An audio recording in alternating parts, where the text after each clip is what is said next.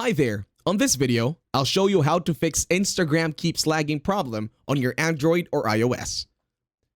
To start, locate your settings application. Once done, open your settings app.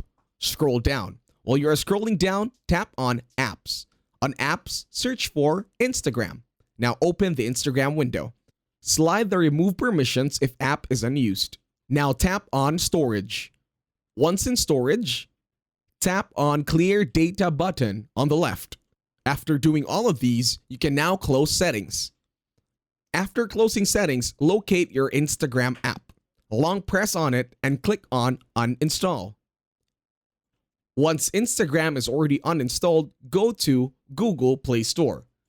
Re-download the Instagram app over the Google Play Store. Once done, you can now open it.